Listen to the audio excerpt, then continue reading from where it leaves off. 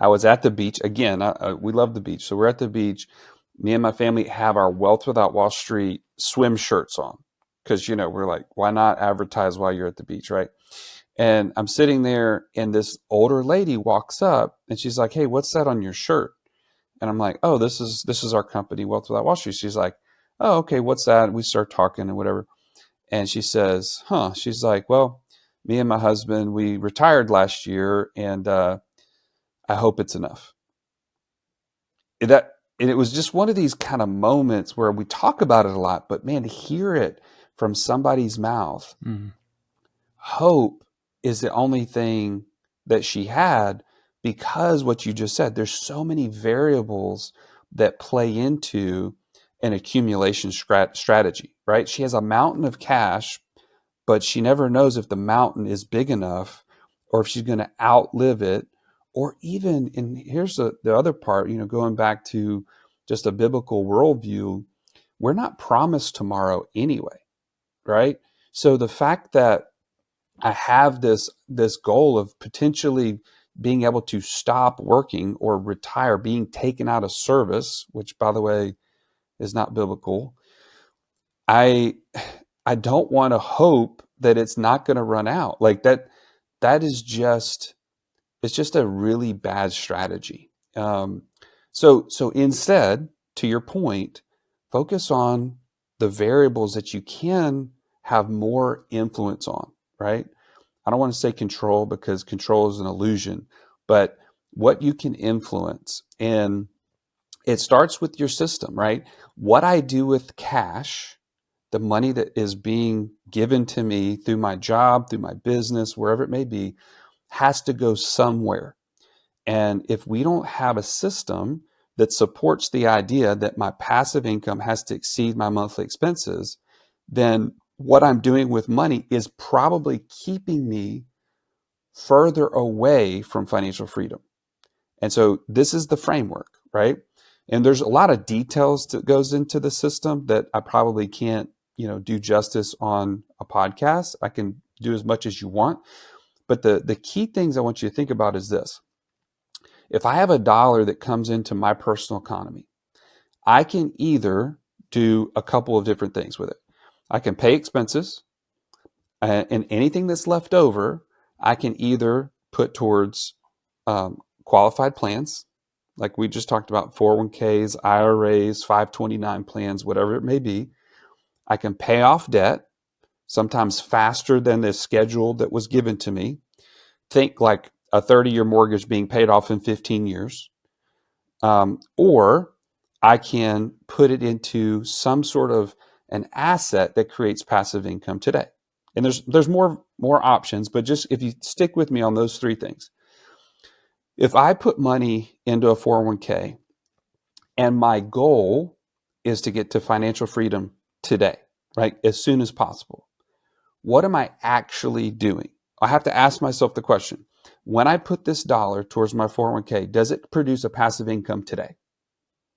No. The answer is no. Right. Does it reduce a monthly expense today? Nope. No. So is it then, if it's not increasing passive income or reducing a monthly expense, and I look at that formula, is it helping me get closer to or further from financial freedom? It's actually further from. Yeah. Right? So why would I continue to contribute to something that does not support my goal? Well, it's because we have to retrain our brain to say, man, I was told that this is a good thing for me 15 years ago when I started my first job out of college. And they said, hey, where do you want your 401k contribution to be? Right? You thought it was a good thing. But now your goal is different. And what you do with your money has to be different. The same is true with paying off debt. You hear these financial gurus out there that will say, oh man, you need to be debt free. So any extra dollars you have, you need to be paying off your house. You need to be paying off your car. You need to be paying off your student loans as fast as possible. Well, again, think about this way. When I put extra payments towards my mortgage, does it produce a passive income today? No. No. Does it reduce a monthly expense if I don't pay off the debt completely? No. Same payment.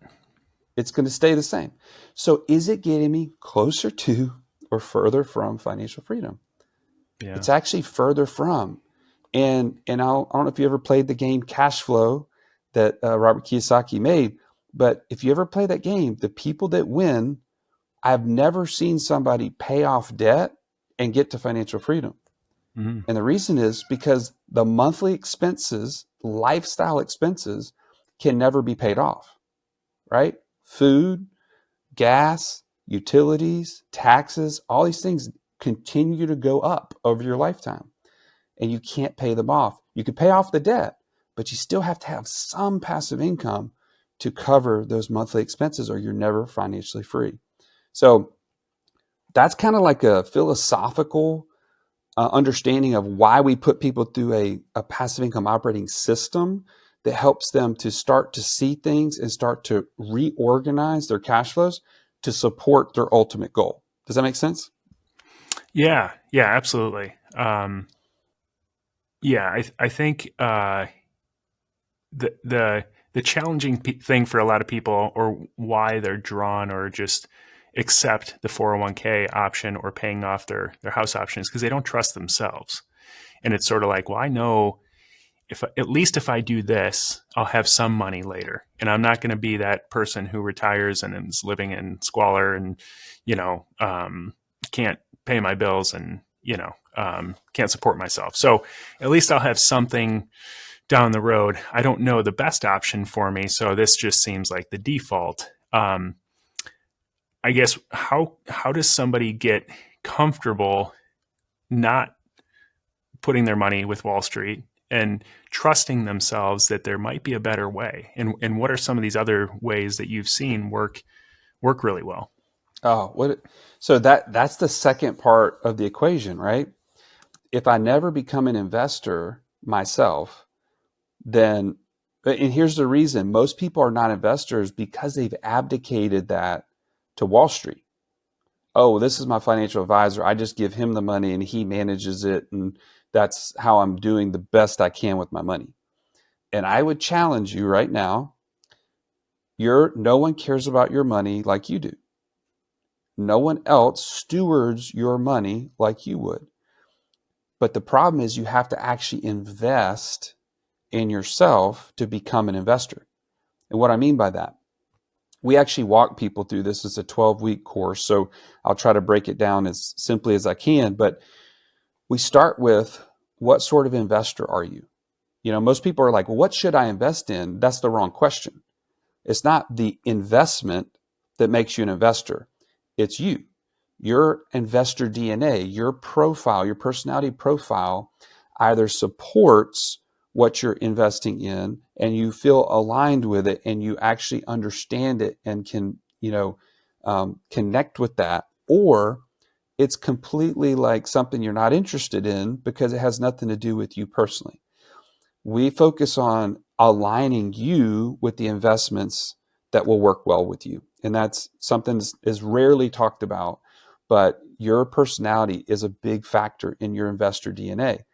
The second part is you have to then build a buy box, right? Based on my personality profile and the goals that I have for financial freedom, I would love for the investments that I make to have cash flow within the first 6 months.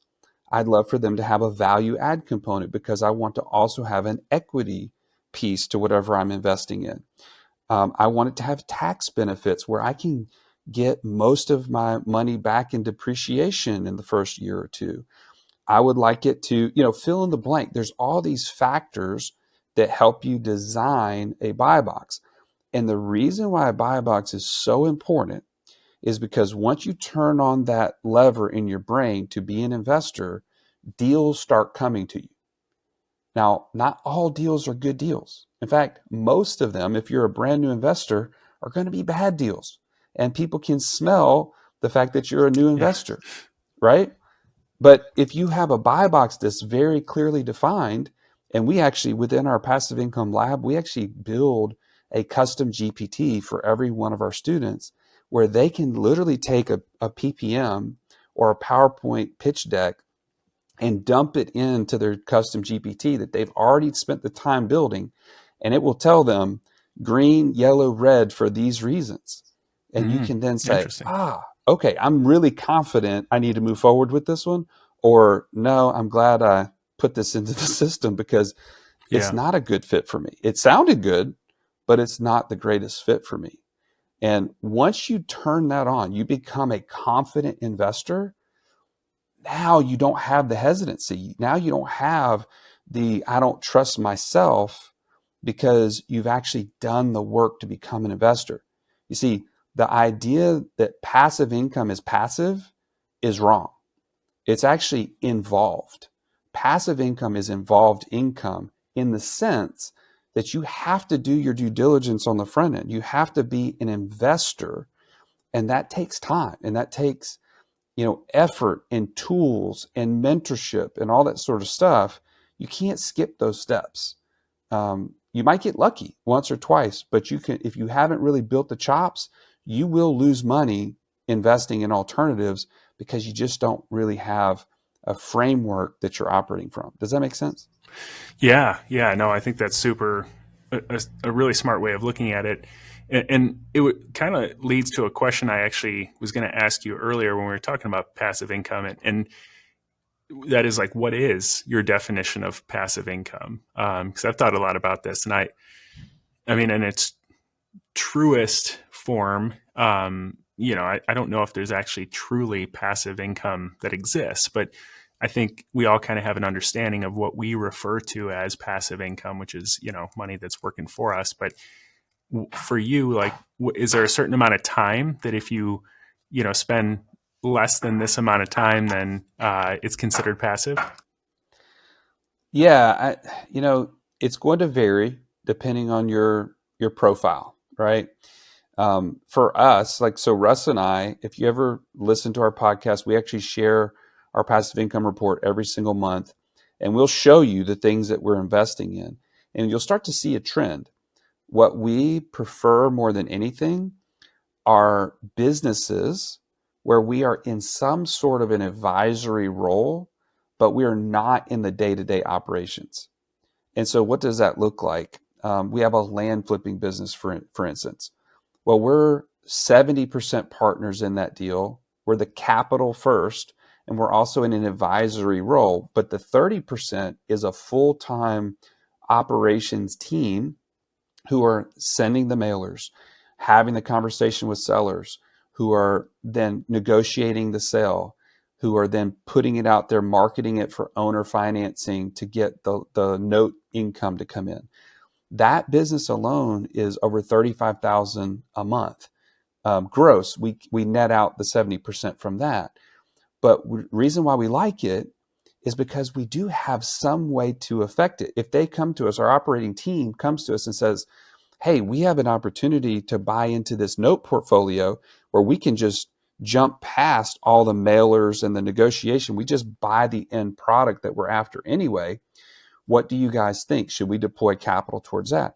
We now get to speak into it, where it's not completely like an LP, limited partner in a syndication.